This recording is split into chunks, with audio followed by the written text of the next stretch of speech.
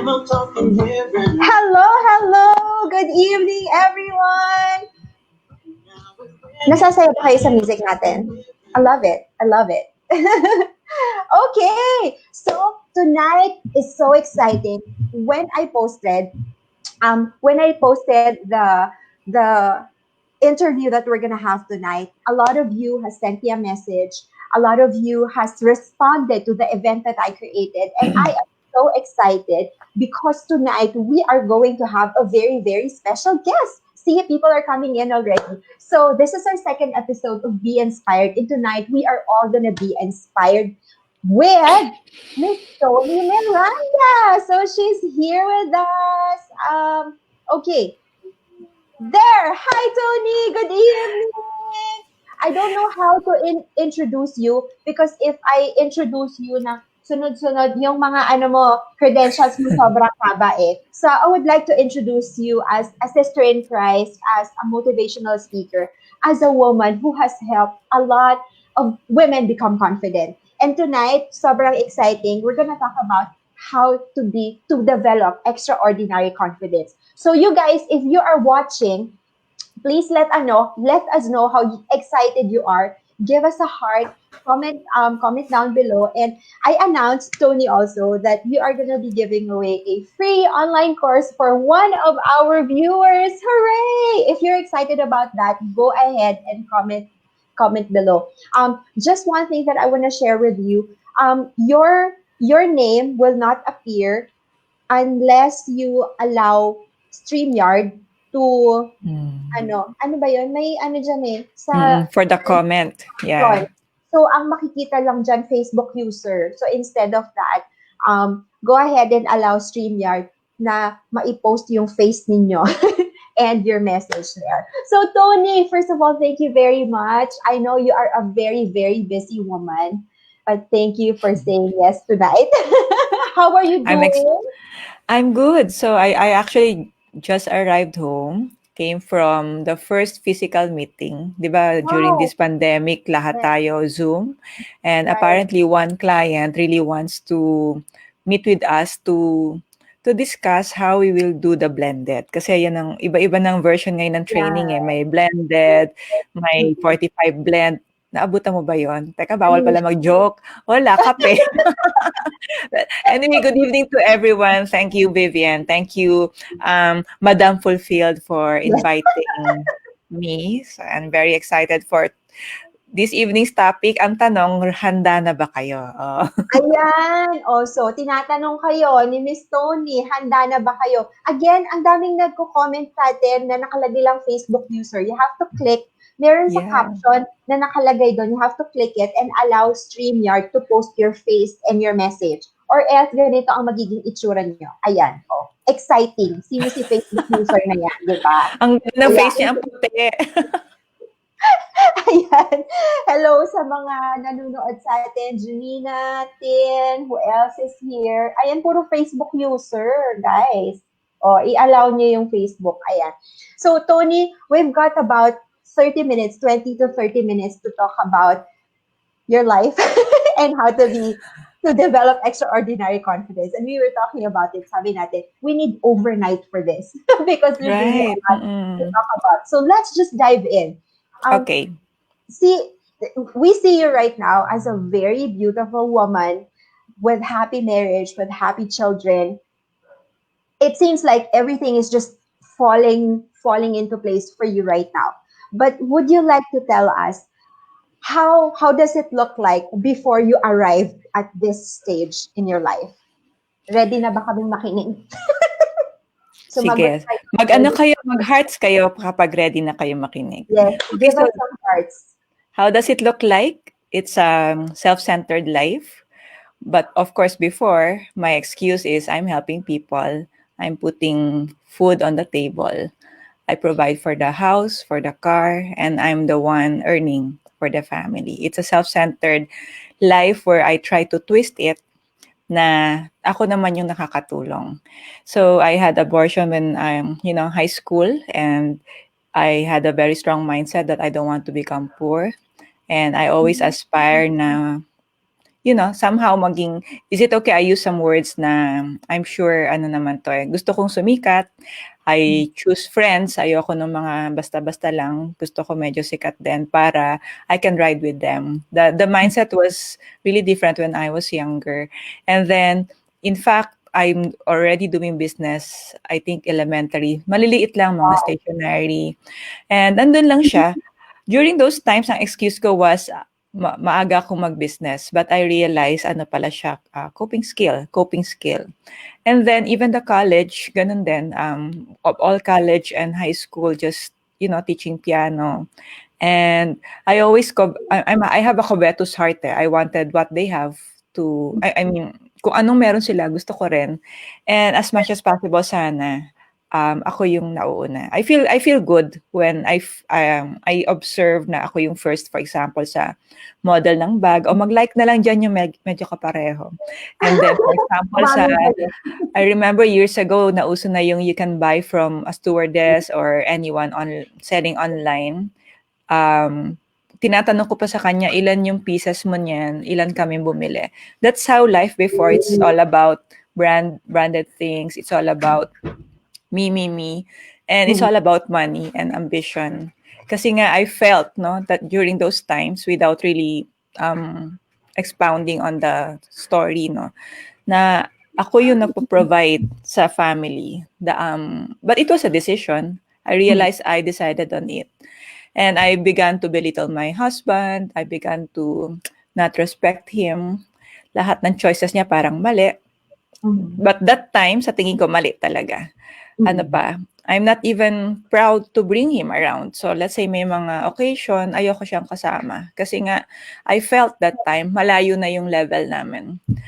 And what else? I begin to choose which one to believe when it comes to the truth sa Bible. I remember I don't pray a lot, and then marami akong hatred. Anyone na makasakit sa akin when it comes to, my dad, flirting around, whoever got involved with him, galit ako, I make sure I'll get even with them. But what pains me is when I was the one who got into adulterous relationship. It's so painful because I am that girl on the other side. Hindi ako yung niloloko. Ako yung dahilan ba't naloloko yung ibang guys. Kaya nyo pa ba? Medyo nagbubuntok hininga na nga ako I was thinking kung i-share mo this part of your story. Kaya medyo iniisip ko kung paano ako magtatanong if you are open to share about Yes, this. I'm open naman. Nasa group naman tayo, di ba?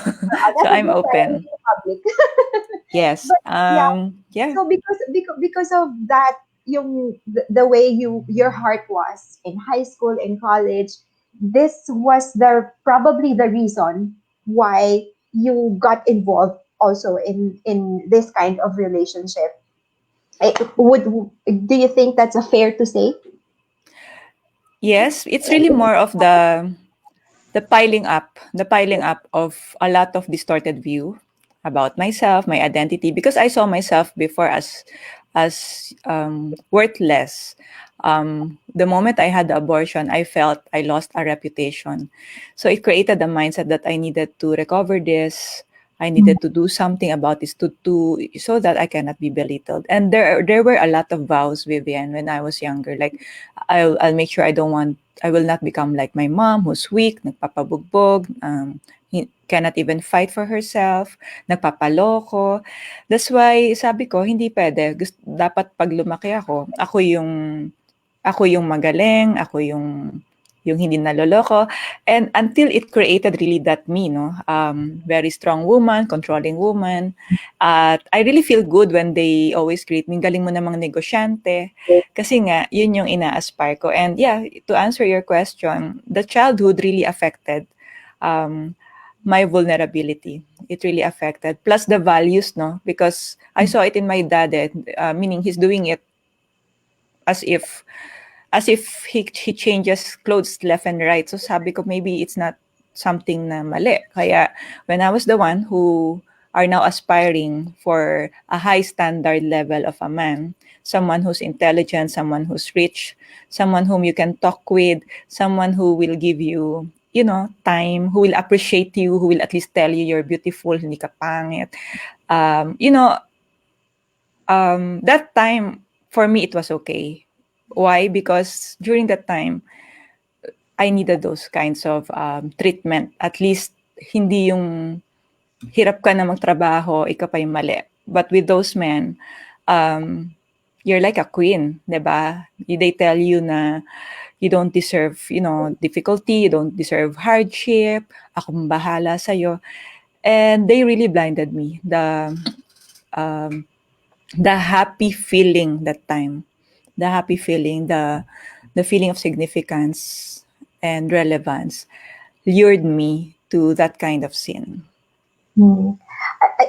While you're sharing your story, I'm having goosebumps because I'm sure that a lot of women who are watching us right now, they can relate to what you are saying. The insecurity, the wanting um to for other people to notice you, to know that you exist, that you have worth.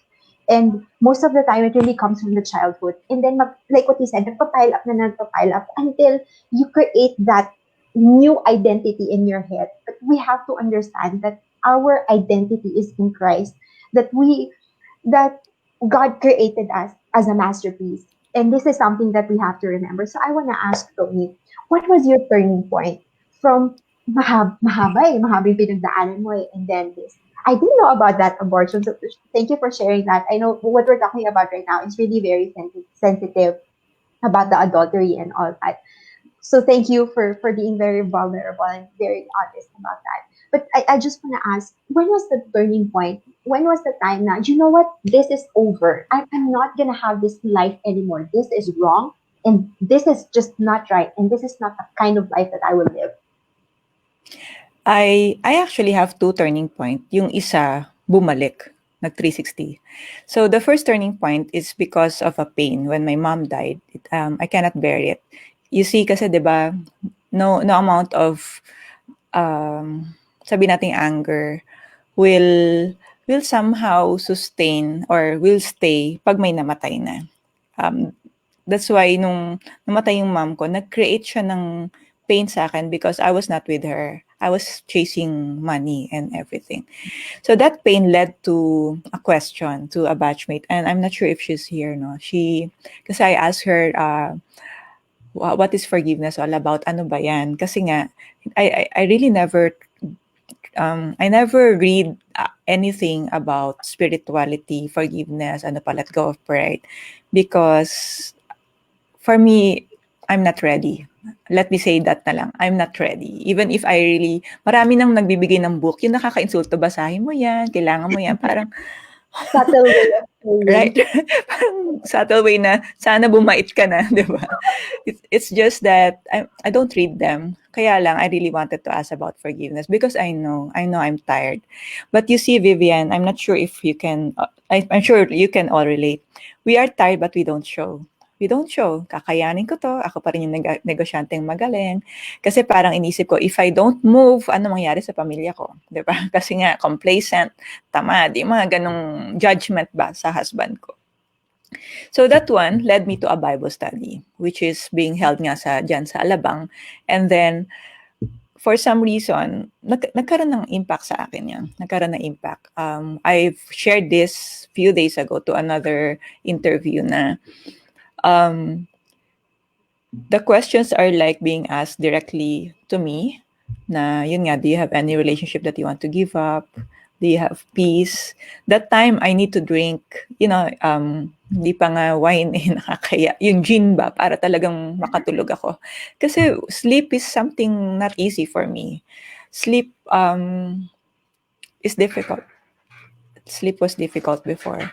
Kasi it's in the silence that I remember the truth that I'm sad, I'm tired, I'm full of anger, I want to kill people, and worse is I want to kill myself.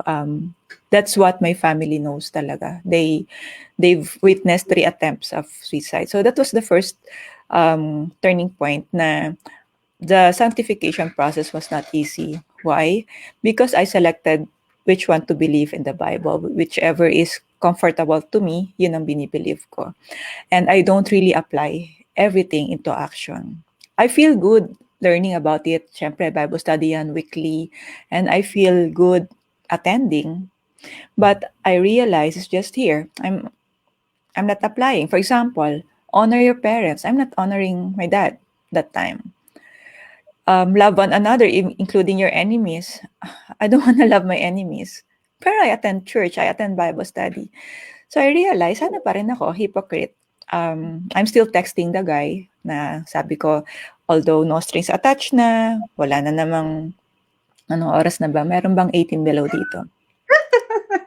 Wala na namang, oh, anyway, texting na lang naman, bahala na kayo. So, I Ito rationalize, na I lang yung pinag-uusapan minimize, namin. yeah, I minimize and justify na friends na lang kami, 'di ba? And that's why I mentioned I select which one to believe and I was never consistent. I even show people, kasi I started doing Bible study na sa mga employees ko. Back then, I still have employees. Nakita nila yung change.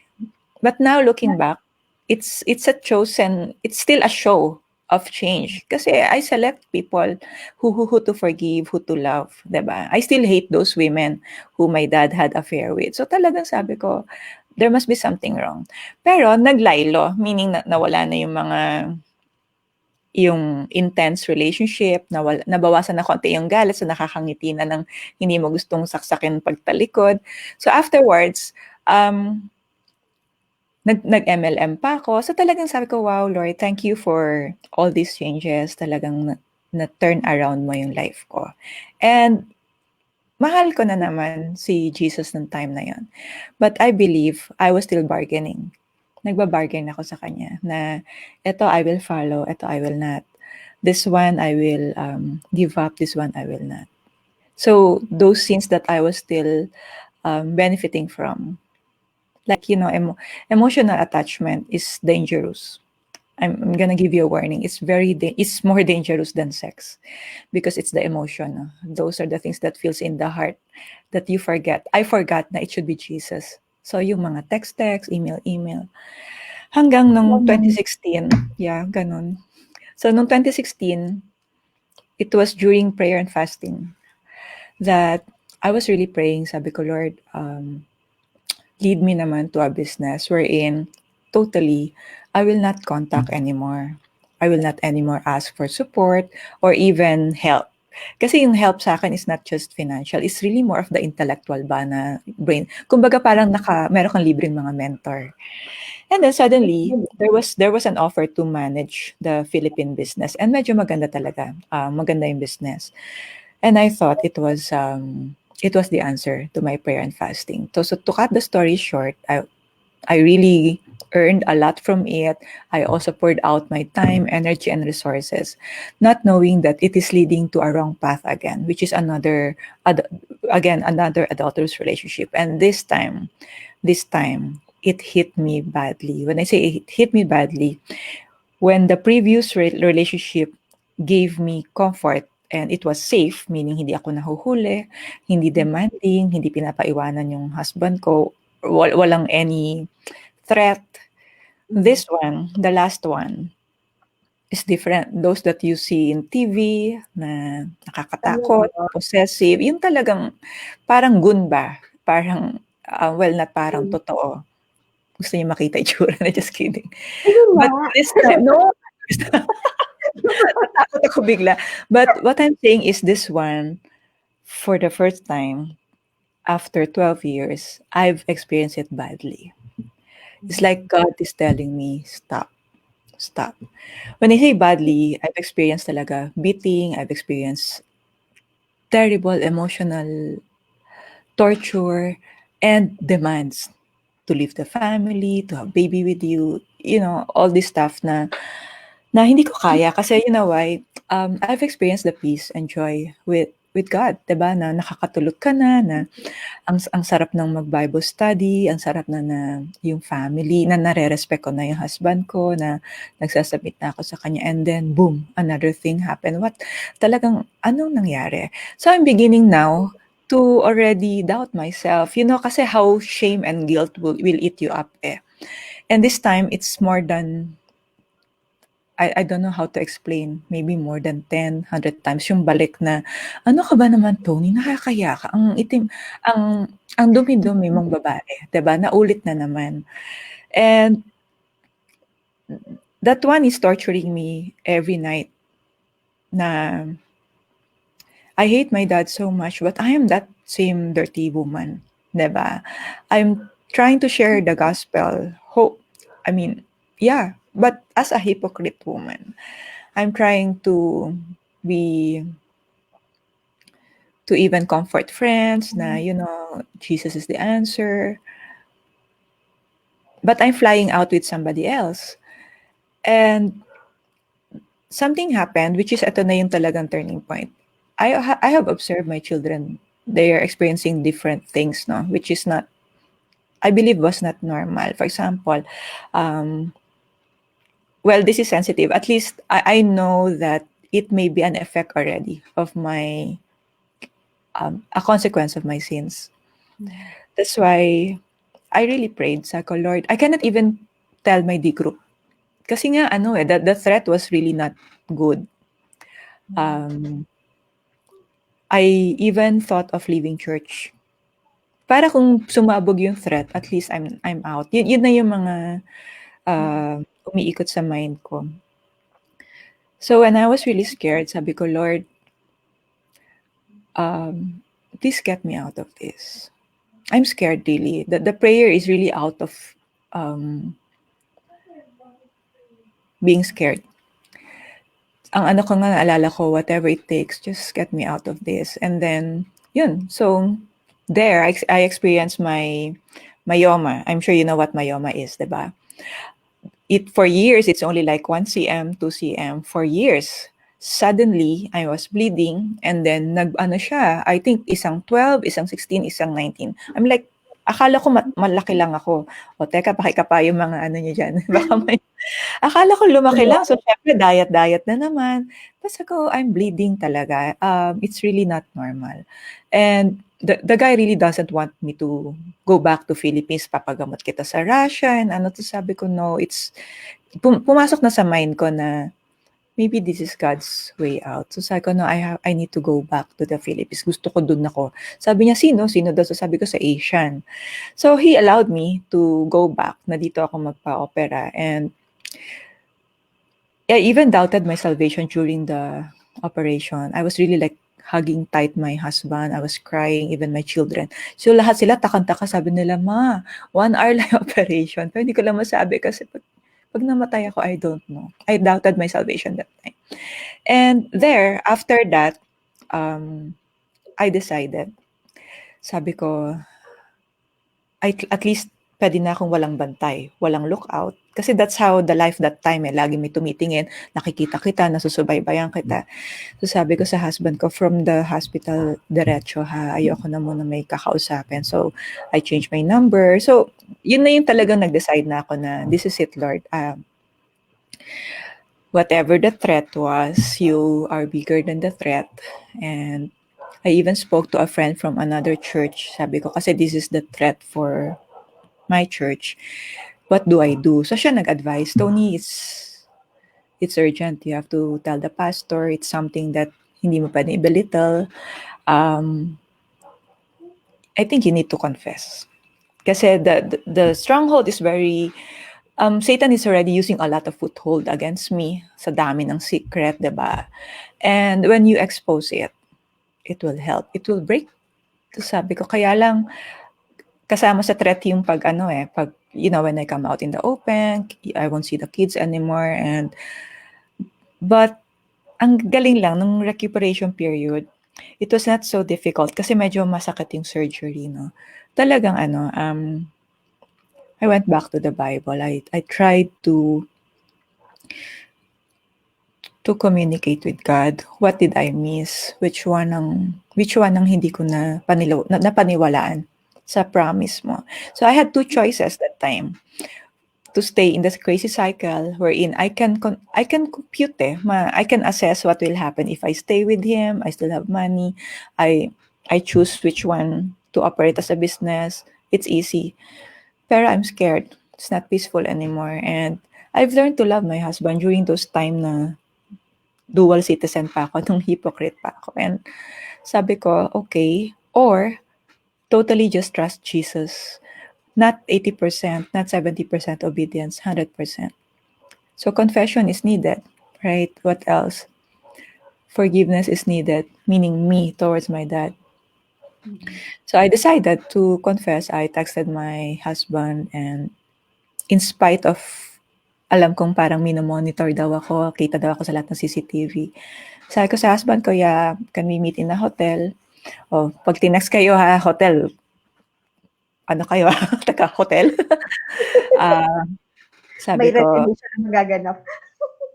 may revelation. And there, my husband went there, not knowing na that's what I will tell him.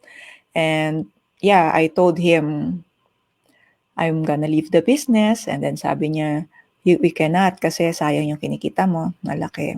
Pero sabi ko, then I went straight to the point without anymore blaming him na nagsimula to kasi nung bagong kasal tayo, yung hindi ko na siya binlame na ano yung wala na ba't ako nag-step in as the provider. Sabi ko lang, I'm having an affair. Binanggit ko yung name ng partner kasi board member din ako eh. And yeah, I felt bad because I really hurt him. He, yung asawa ko kasi makapal yung kilay. Nag-isa eh. Nag-isa yung kilay niya. But you see the pain eh. I cannot bear ang bait-bait naman niya. Wala naman siyang ginagawa.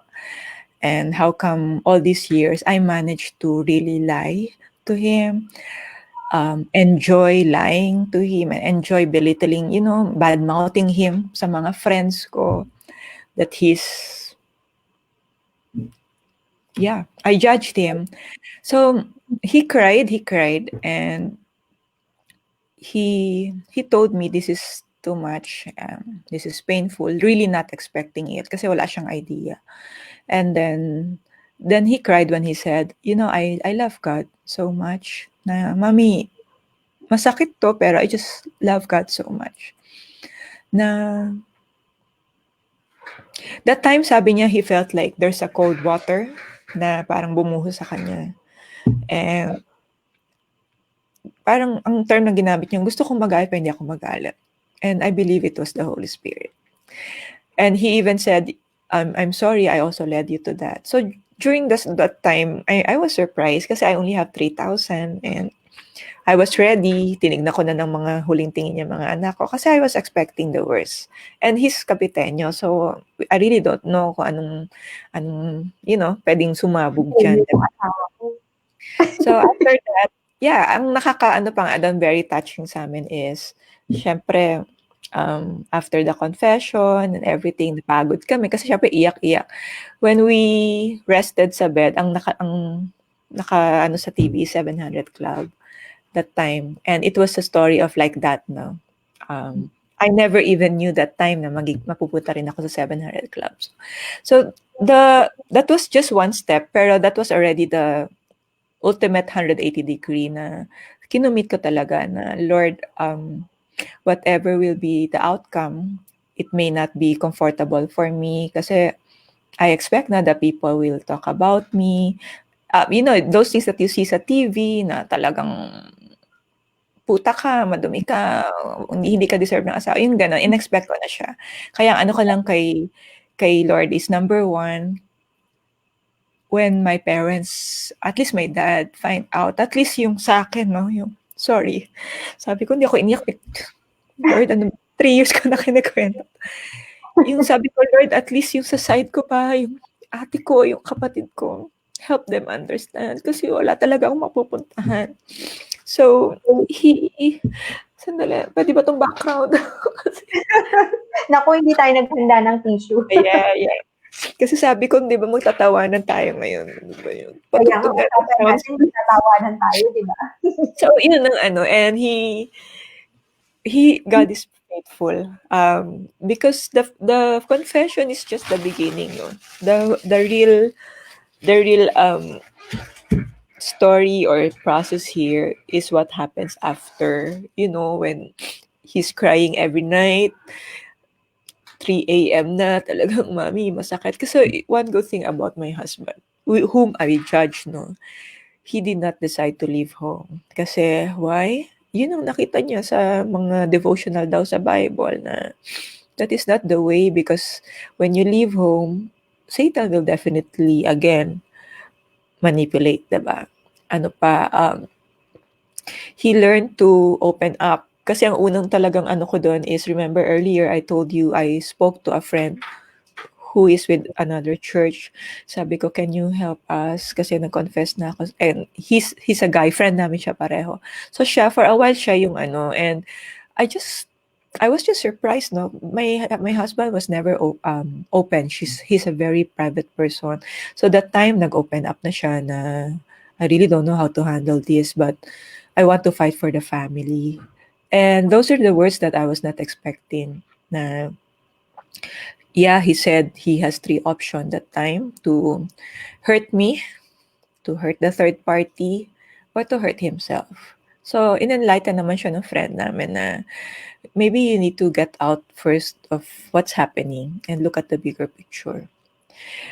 Look at your children, 'di ba? Kasi parang it's so easy to give in to emotion. Pero this is already God's way of getting your family out of that. So, wag mo muna i-entertain yung tatlong option mo, but just entertain surrendering to God moment to moment every time you feel the pain. So he decided not to look back at any, never check my text. Although me, I was already opening. Ito na yung cellphone ko, ito mga password ko. Sabi niya, it will never lead to our reconciliation. So I choose not to check on that. Sabi lang niya. And then sabi ko, then I open up, sabi ko, "Daddy, kasi may threat ako, ganito, ganito." Tapos, sabi niya, "Okay, we cannot belittle also the threat kasi children ang involved." So, ang nagulat ako is he was open now to join a group kasi nga we acknowledge we cannot heal. Kasi everyday talaga, Vivian, he cries everyday. Ang pasok niya, he needs to wake up at maybe 5 or 6 and 3 o'clock gising pa. And I feel bad kasi um, he doesn't deserve it, eh, 'di ba? So so I told him, "I think we need help." Kaya yeah, I went to I attended kasi BSF, and for some reason nakita ako nung parang lead teacher. Sabi niya, "Tony, how are you?" So, tas naiyak na ako, sabi ko, "I'm not okay." So sabi niya, "What's happening?"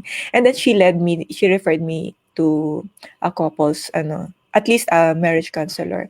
And that's the time how it helped John already na may nakakausap siya, at least someone who experienced exactly the same. Kasi most of the time, it's the woman who's being cheated on. And at least our situation is the same. And talagang in-advise sa kanya na be careful na hindi ka ma-depress kasi silent killer siya. Hindi mo alam, gusto mo lang mag-isolate pero actually you're going there. So ni-warningan siya. And we're always praying. What good thing about my husband is when he feels pain, he doesn't throw it against me. He will ask me, "Can we pray, Mommy? Kasi nararamdaman ko yung sakit. Naiisip ko na nasa ka ba nung weekend, nasa ka ba nung mga lahat ng out of the country mo." Sabi ko, "Sige, let's pray." Yung ganon. Kasi those are the things that I never expected from him. So yun, that was the struggle that time. The confession I thought was the worst, but the experience after, After that. I'm not saying the worst, no, but it was really where the healing process happened. Then we joined a recovery program, Glorious Hope, and eventually also my dad. No, I have to decide to. It was a struggle to forgive my dad 100%. Kasi I have to be healed first and forgive myself. Nahirapan ako doon eh na it's over and I'm not that person anymore. Yun. So the recovery program helped me process what happened, which yung kunakwento ko sa inyo kanina, understood my childhood, helped me get out of that bandage kasi naintindihan ko na talaga how Satan manipulated the mind. And But then eventually, we mm, decided to confess na rin sa children. Yun ang mas mahirap sa akin. I know it must Every have been time, really yeah, hard. kasi 'di ba yung babies natin, we bore them for 9 months, but not to hurt them. Kaya sabi ko, pero ayoko na kasi ano eh, marinig pa nila sa iba. Kaya True. sabi ko, so we decided. My husband actually confessed to me too. We're both not perfect. Mm. Um, Wife and husband. He also had his vulnerabilities.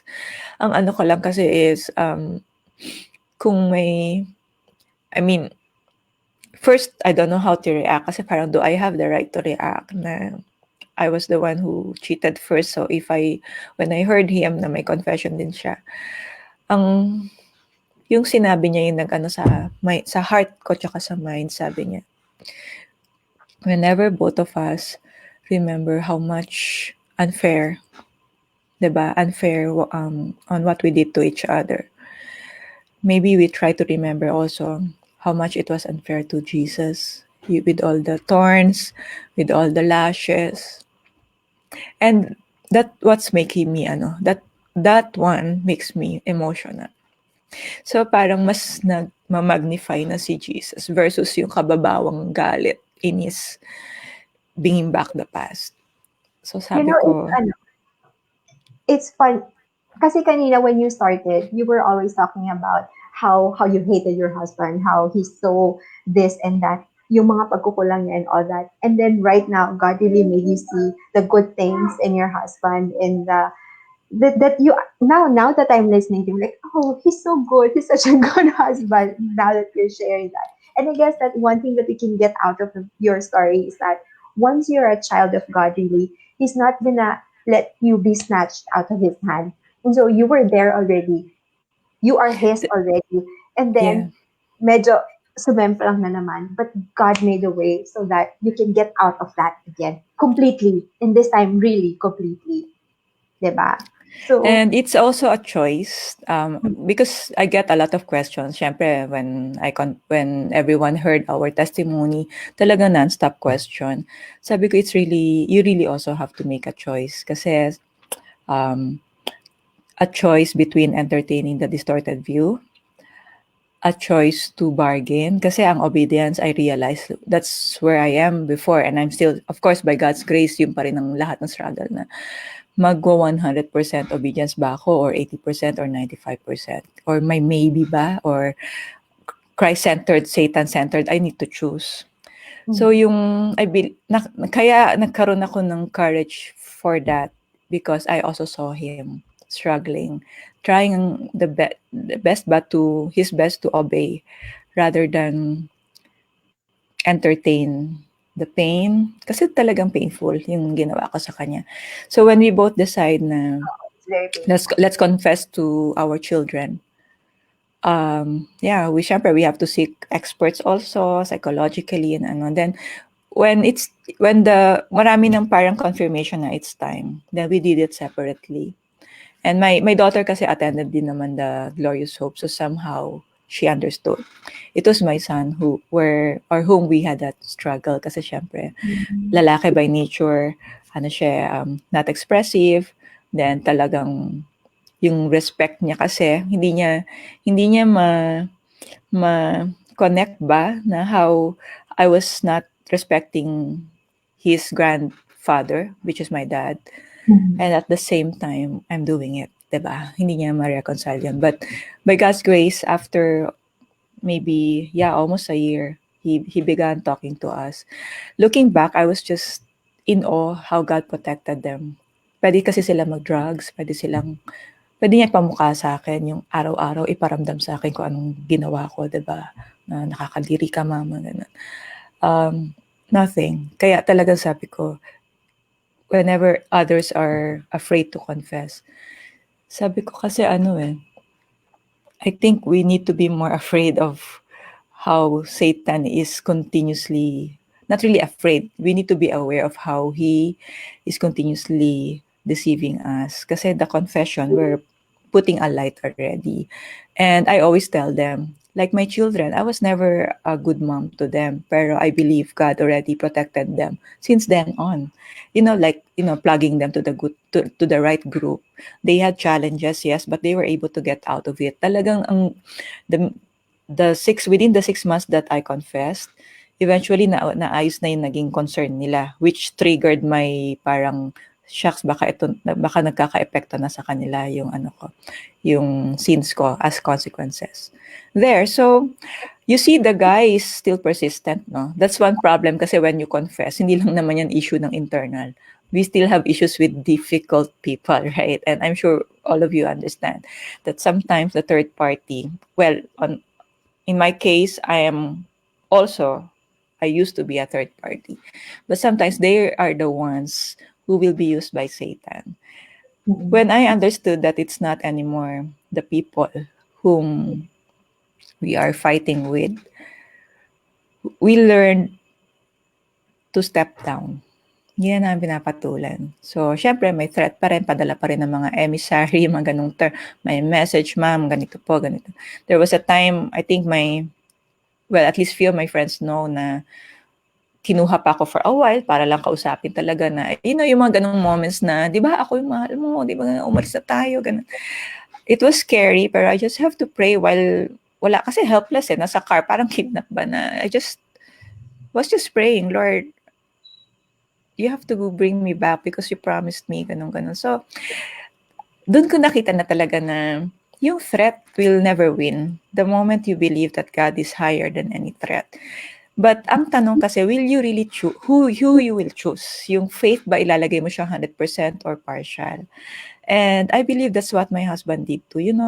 It's not easy to attend or to go to office every day facing client with that burden sa heart. And doon ko talaga nakita, God sustained my husband.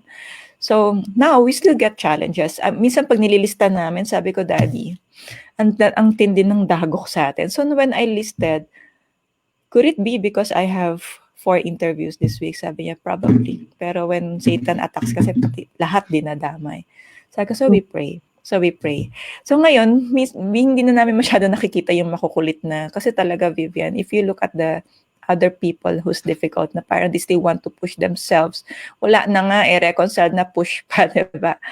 Parang sarap iprito na lang, diba? Gawin siyang barbecue. Sunugin, iprito, tas iprito ulit. Pero hindi na siya yung kaaway namin. Or even, some would even try na, di ba, nakikita na nga nagka-testimony, mag-i-inbox pa, can you still care for the last guy? Para sabi, gusto kong sandali lang, tatawag ko lahat na magpe-pray para masunog ka sa di ba? Pero, at least I'm excited because I know the attacks are there because I'm doing something right.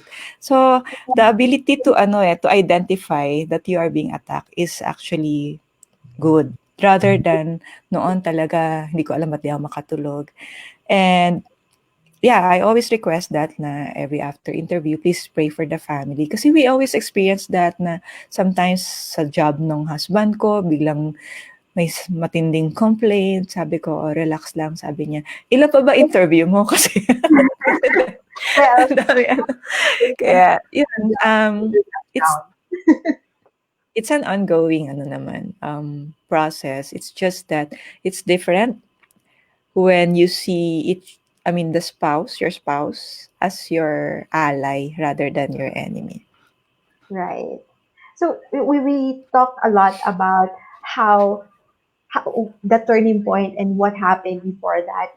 And I love what you said that it's really about choices. You have to choose. And now that you have chosen to do what is right, now you are experiencing the fruit of obedience, the fruit of this kind of life. So, pag-usapan natin yung title natin ngayon. Kasi overtime na tayo ng 30 minutes. Wow!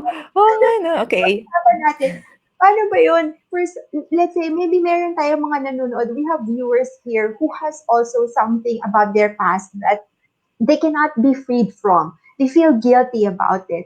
And they cannot find the confidence in themselves na how do I stand with my past, with my fear, with my anxiety, with my cluttered life, with everything in my life? How do I find the confidence that you now have, that you now experience?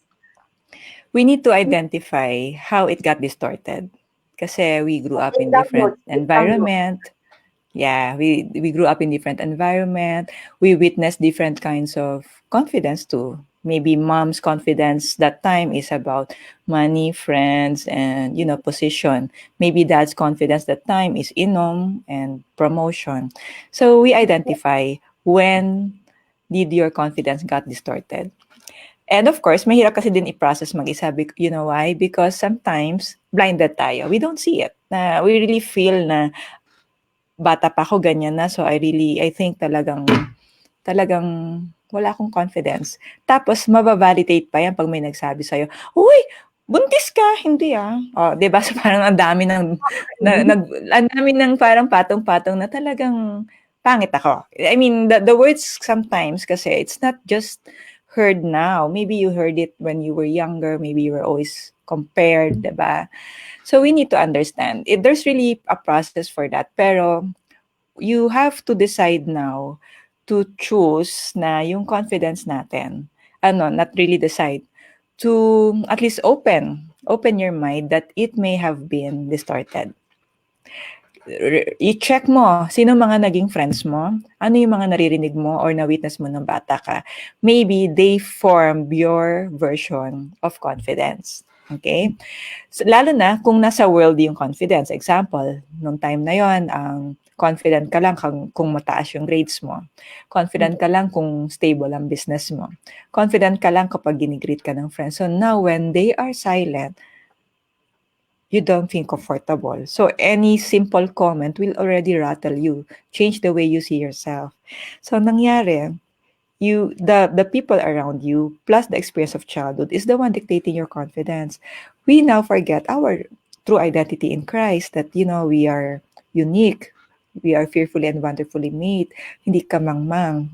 Kahit anong sabihin ng asawa mo na ang itim-itim mo, tingnan mo yung singit mo, ang itim, kaya hindi ako ano pa, pwede ba hindi Adult. na kita isasama kasi hindi ka magaling magsalita. So if he is your version of your, or if he is your identity or the reason for your identity, talagang plus dagdag pa si Satan, siyempre gagamitin niya yung mga weakness and it will really rob you of the joy of the reality that my real source of confidence is Jesus. Mhm. And even actually lahat from God, kasi 'di ba God really ang daming truths diyan. You can Google, pero ang tanong, do you believe? We can Google kasi 'di ba God's promises about our identity, 'di ba? Truth about our being. Ang dami naman na ang self-worth talaga si God. Ang tanong, choice nga, yung napag-usapan natin.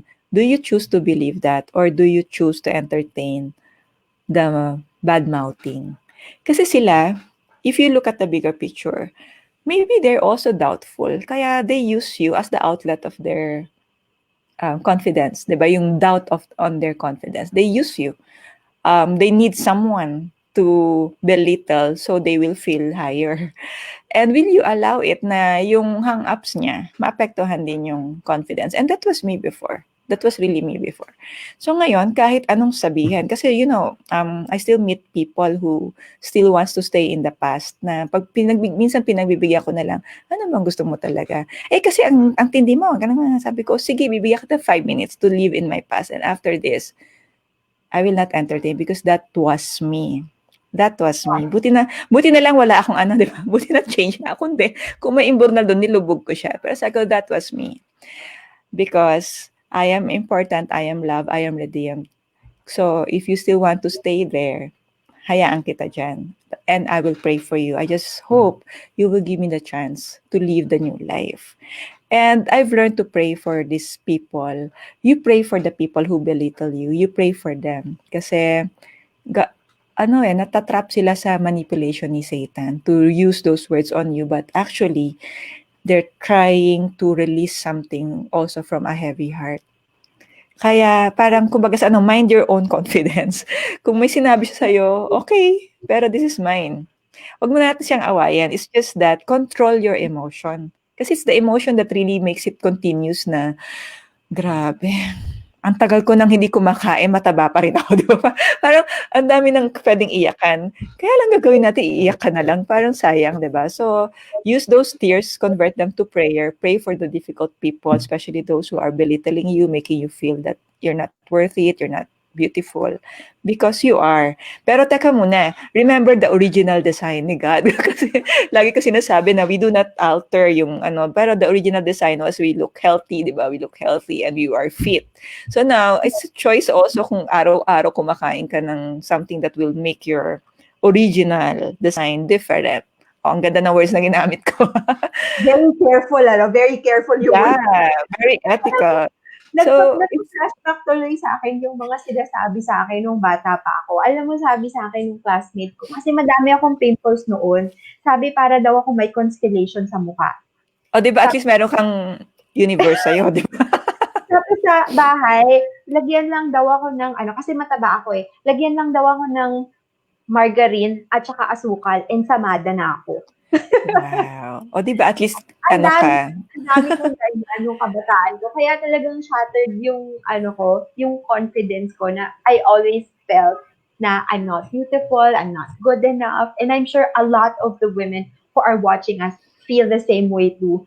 And they want to be free from that. So thank that's why you. we also want to be careful kasi baka without us knowing it, we're also doing the same to our children, which is painful kasi parang while we thought we are recovering from past pain, hindi natin alam tayo naman yung nagko-cause ng pain sa kanila because they will not say it. Like we never actually told our moms, 'di ba, when we are being compared. We never told them. Same with the ano, I mean, the generation will change naman when it comes to activity, but the way it forms a psychological ano nila, um, unmet desire nila, baka lang naulit. Like me, um, the reason why I really stopped is I realized maybe I was raising another future adulterous person because I was careless, repeating the same unmet desire that I had. No attention. I was an absentee mom. I was like, puro luto, puro kwento. I really forgot about my children. Kasi minsan excuse na, oh, tapos na ha, naturuan na kita, ganito. And then, balik na naman tayo. So, I realized I was selfish. Kaya sabi ko, yung prayer ko talaga na ano Lord, parang have mercy on my children. Kasi I've realized I really repeated the same thing. Kung ano yung reason ko ba't ako napunta sa ganung path, I was actually repeating by being selfish with my schedule. Mas may time pa ako sa friends, mag phone call, but really no time for my children that time. Kaya sabi ko, and doon mo makita yung faithfulness ni God. Kasi otherwise, hindi ko rin na-realize. 'Di ba? Yun. Kaya Wow. warning yan. Oo, because a lot of our members do. I'm sure a lot of our viewers too are also moms. And I was actually thinking that na yung mga sinasabi ko din, how that is affecting my children too. So thank you for that reminder for me, for us, the moms who are watching. So, Tony, I know that we have a lot more to talk about. I want to ask more questions. Actually, I have a few more questions that I want to ask you. But I just want to thank you for sharing your story and for being very vulnerable and just opening up because not a lot of women can really say that and be that open and share that story. But you did that and you blessed a lot of us with how you responded, how God orchestrated everything. And so thank you for that. Thank you for sharing your story and for being with us tonight. So before we end, Tony, is there anything that you wanna share to the women that are watching us who needs a little bit more help in standing again and in not just in having more confidence, but to have an extraordinary life. Well, first, I'd like to advise you to be consistent. To be consistent with your choices. So, do not be confused na um, kailan ba ako dapat mag-give up or mag-fully surrender. Kasi the surrender is a term we keep on using. But in reality, in everything, are we consistent? or are we selective? So yun muna. And then focus on what Jesus did and not what the people did to you. Kasi dun kami medyo talagang accountability ng husband ko eh. Sabi ko, oh, nakita ko may nag-text sa akin, kamusta daw? Sa akin pa nag-text, yung gano'n, di ba? Sabi niya, oh, let's pray. Oh God, hindi pa pwede process mo na emotion kasi may miss ko mag-process ng emotion. Sabi niya, no, we pray. Gusto ko muna magalit sa pray kasi nga he wanted to really focus on what Jesus did and not what people did. So, ganun din sa kanya minsan. Meron ditong nangangamusta sa'yo, kailangan padaanin pa sa yung ganun. And it works. Do yun na-advise ko sa inyo. We focus on what Jesus did and what not people are doing to you. And there's a formula also dun sa, by the way, there's a course, just in case any one of you, how do you call this, who wants to go through the process, not alone, but at least through a system, through a course, I'm offering 21 day, and I believe magra-raffle ako na isa ngayon, 21 Yeah! day developing extraordinary confidence. It's actually just one tube for 21 days, but it's really good. Why? When I was recording that during, it started March 19. I remember the journey na I really wake up 4 o'clock just to pray what to say for that. Of course, patterned siya with the curriculum. It's just that I needed to make it biblical. That's why hindi ko siya maulit. I believe it's a spirit-led course. And I'm giving one free now. Plus, I sent to Vivian an ebook. I call it the ultimate guide on how to future-proof your leadership influence. So if you are in corporate or at least kahit saan naman leader tayo, di ba? Whether home, you'll have idea. I just finished that last week ba? Yeah, last week. And Wow. ang nag-layout naman yan is my daughter. So it's a tandem. Siya Nice. yung design, ako yung content. Of course, yung husband ko, nakakatuwa kasi before, nagpapa-edit ako sa Friends. And then sabi ng husband ko, gumagastos ka sa editing. Eh, hindi mo ba alam, magaling ako Yes. magsulat. Sabi ko, oh, sige, I will abuse you. And in fairness, natuwa ako kasi first time namin magkaroon ng project na lahat na sa family. So, kinakatsawan namin son ko. Sabi ko, oh, ano naman ang ano mo? Anong contribution mo? Contribution. Sabi niya, ako yung remember yung nagpapatay ng ilaw, nagsasara ng gate. kasi busy kami. Siya daw yung nauutusan namin. Oh, pakiano nga yung gate kasi lahat kami nag-work. So, somehow, it may not be seen sa content, but this is my first ebook na family lang, walang outsider. So, the design was by my daughter. Then, the content was me. The terrible English and then corrected by my handsome. Ano Yes. ba? Tama ba yung sabi ko? Handsome husband. Handsome as ano sabihin ko? Handsome husband. Yun. And kung paano Yes. i-raffle, si Vivian na bahala kung paano i-raffle yung Oh, ito 21 na. days. Ito na. Gito na? Oh, sige. Ito na. We will Exciting. say how you're going to win the 21 day bootcamp, yung extraordinary confidence, how you can get that. So just comment down below, what is your biggest takeaway from the 1 hour plus na yata that we are together? Sobra, kailangan, siguro, feeling ko ito mga hindi natin nakikita eh. Pero mga umiiyak na yan eh. Ako kailangan ko magpigil Ay, kasi kasi hindi sila registered eh. Oo. so, so, biggest takeaway, please comment down below. And then, later on, tomorrow, we're going to choose the winner and we will announce it tomorrow. Okay? Ayan. So, comment down below what is your biggest takeaway. And then, we're gonna choose one of you to win the course of Miss Toni Miranda. And if hindi naman kayo manalo, it's okay. The link, I'll share with you the link also so that you can see what you'll get from this online course because it's beautiful. Nakita ko to eh. Nakita ko na yung parang may nag-post na rin yata nun dito parang a few weeks ago. So, yun. Again, thank you so much, Toni. Thank you.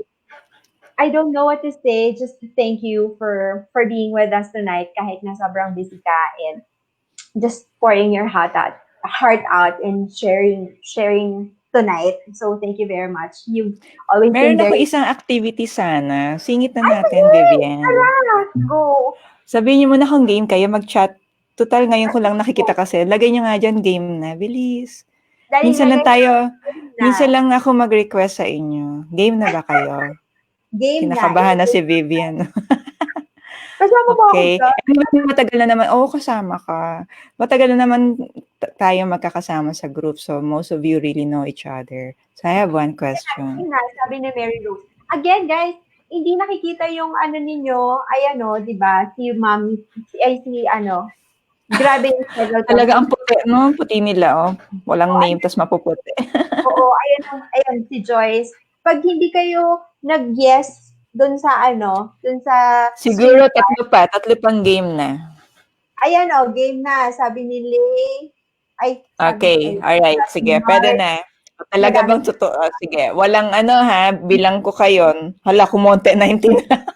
Okay, write down at least 3 names you need to Ayan na. forgive. Okay, now, 3 names you need to forgive. Una kong hihintayin si Vivian. Go. Hindi ako makapag, ano, comment Oo nga eh. eh, nasa private. Ibulong mo kay March. Game. 3 names you need to forgive. Hala, ay, hindi ako kasama. Hindi ko kaya. Hindi ko. Oh, ano, nasa na yung mga nag-game na dyan? Wala daw siyang Nasaan na yung name. mga O, nag-game? nawala na yung name. Uy, Nawala na wala yung... na. Bakit ganun? Ayan o. Kasi nga, i-ano nyo sa StreamYard, i-allow nyo yung StreamYard O, para 3 names na kailangan yung i-forgive sa buhay nyo. O, ika-clarify ko ha. 3 pangalan na kailangan nyo i-forgive sa buhay nyo. oh, yari kayo. Ang hirap daw, nagre-reklamo sila. Ako dyan. Uy, may sumagot na. Ang first na sumagot si Lay. Yung iba, ayaw nilang sumagot, natatakot sila. Sabihin Ayan. niya na para ma-release kayo kasi hangga't nandyan yan, tuwang-tuwa si Satan na secret mo yan. Eh, ibubulong daw sa'yo, Tony. Eh, sino siya? Hindi. Baka ma-intercept ni Satan. Type mo na dyan. 3 lang. Nawala na. Silent mode na lahat. Paano mag-kick out Sulat dito? ko yung need to forgive. Naki-kick out yung kapatid. March, pakisulat na ngayon, please. Pakisulat na, March. Paki-kick out to. Sino ba yung admin na online dyan? Paki-kick out nga to si March. Ang pangalan ba niya? Ha, ha, ha? Si Joyce, oh, naka-ano talaga. Ayan. Need to forgive myself. Ayan. Dalawa lang yung matapang natin na sumagot. Yun, that's the reality, no? Sometimes we Ayan na. choose kasi we select which one to believe sa Bible. So, yeah, I think that's the takeaway, that how I wish I decided to 100% obey him nung high school pa ako. Para sana hindi na ako nag-go through ng manual abortion, all those stuff. But I believe lahat naman to in control si God. The thing is, we have a choice kasi. Yun yung nagde-delay eh. Yung choice. Tingnan niyo naman yung gandang effect, di ba? I mean, my prayer is you experience the real freedom. Tony, nabanggit mo yan, gandang effect. So, dapat makita namin yung before and after mo. I-post mo sa group. Sige. Pwede ba yan? I-post mo, Hindi, nakalimutan. Pinost ko, magpapatawad na kayo. Makikita May nyo kundi. kung ano yung, alam mo kung bakit? Kasi when you're at peace, when you're happy inside, it comes out. Tulad ngayon, ang pangit ng mata ko. Kasi galing akong iyak kanina. Mamaya na lang din sa title. May kwento mo ba't kami? Teka muna, I'll tell you something. I'll tell you something dun sa... I asked my husband, how come you forgive me immediately? I mean, I wanted to ask him kasi syempre, it's not that because gusto kong bawiin niya. Of course, I don't, no? I wanted to ask him kasi that's the common question. Dahil nga yung sitwasyon namin is different. Diba? Usually, it's the guy who cheats on her wife. So sabi ko, I wanted to understand how come you forgave me immediately. Talagang yun din, yung sinagot ko sa inyo. Kaya lang, it's really reminding me every time I also want to hold forgiveness, let's say, to a friend. Kasi minsan nakakainis talaga, di ba? His answer is really like this, sabi niya. I chose kasi to honor the sufferings ni Jesus. Talagang paulit-ulit niya sinasabi sa akin yung lashing, yung ano sa kanya, 'di ba, yung thorns. And then sabi niya, ayokong sayangin. Ayokong sayangin kasi it will lead me to ang term na ginamit niya is it will imprison me. And I believe siya rin yung naging inspiration ko when it comes to forgiving my dad. Ano pa, forgiving myself. Kasi it's haunting me every night, 'di ba? Abot naman tayo isang oras dito. Kaya lang, Kaya that's the reason why yun ang lagi kong paulit-ulit sinasabi. Let's say, like, of course, this is a different interview. I never say this syempre sa special kasi kayo. But as a sister, maybe this is one thing that God is waiting for you to do. alam mo, Tony, 15 minutes ago, sabi natin we're gonna end. Pero pwede bang last na? Kasi merong nagtatanong, like shortly, Uh, maybe we can answer this. Sabi niya, Miss Tony, paano mo masasabi na nakapag-forgive ka na? Ito na, okay. promise last na talaga to. Last na. Sagutin lang natin kasi Yeah. Okay. When you seriously dealt with your anger with God, kasi iba talaga yung ang prayer mo, Jesus, join me in the process of forgiveness. Iba kasi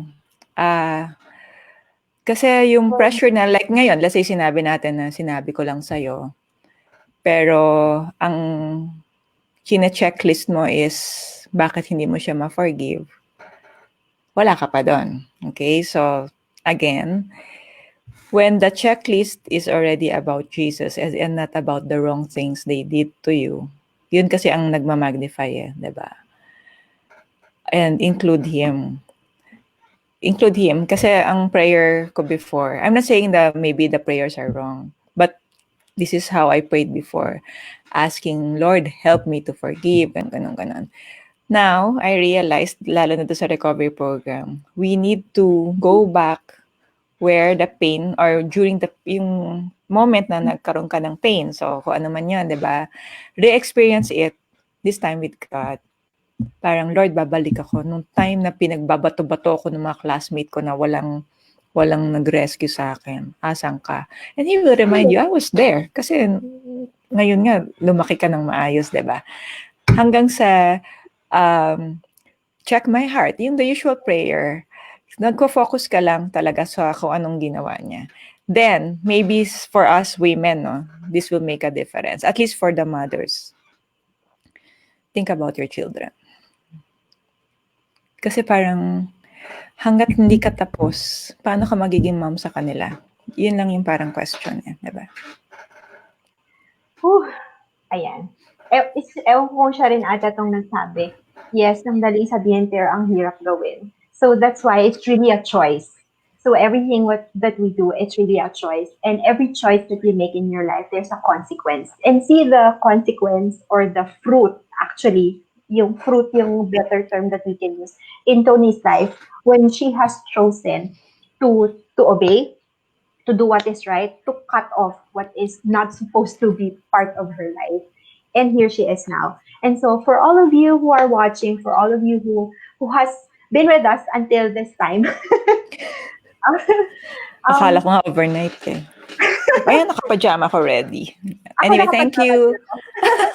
Thank you, everyone. Thank you. For all of you who's still struggling, just pray for your heart and see the future. See what could happen if you had made the choice that I will forgive, that I will obey, that I will do what is right, and I will be more confident in Jesus. So yun. Again, thank you so much, Tony. I-announce namin yung winner kahapon. So again, if you wanna win, just comment down below what is your biggest takeaway. Yun lang. Thank you again. So ayan, ang daming mga nag-thank you. Ayan. There you go. Salamat ulit and we'll see you next week. Thank you. Bye. Bye-bye.